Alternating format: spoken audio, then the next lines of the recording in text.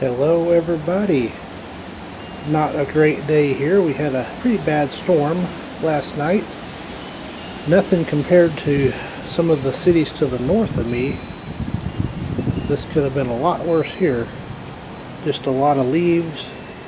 Trashed the garden pretty good. It's a little windy. We'll go survey the damage when it's calmer. Knocked a couple of solar lights down. Right there. The horde's going to save the day again. This solar light got tore up pretty good, but it can be fixed. Had some hail come in and beat this up pretty good, so I'll have to sand these rough spots and repaint this whole piece here. Here's some of the worst. Gonna even have to repaint the blue, looks like. Yep, way up there's got damage too. Everywhere that's chipped, it's got water behind it, so I'm gonna have to do some scraping. There's a bubble there, and a real good bubble there.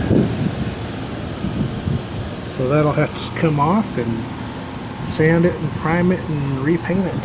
So unfortunately, the 2004 Silverado took a couple of pretty good whacks, so we'll have to get that in for some paintless dent repair.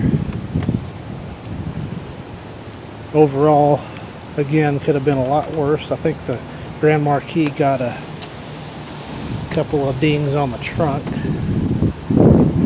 Also got a pretty good whack there. But all fixable, so not too big a deal. Didn't break any windows, so that's the main thing. Also got a little damage on the roof, so I will be working on that as well. So we'll get over here a little bit, out of the wind maybe. Take a general look at the situation. We'll see how nature can repair itself in the garden update videos, because it's too late to replant, and I think the black-eyed peas and all that will be okay. They look kind of rough, but overall I think they can heal themselves. Pretty well wiped out my begonia flower bed right there, as you will have seen in a previous garden update video for May. But again, I'm going to just let that do its thing.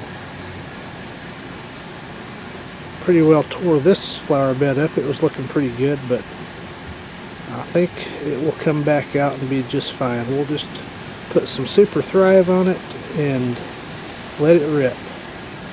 Bit concerned about my okra. There's some laid down, but again, I'm just going to let it do its thing. I may put some seed in, because it's not too late to plant okra, but we'll see how it goes. So just a quick update on the storm we had on May 27, 2024. Plenty of repair videos to come and all that good stuff. So thank you for watching.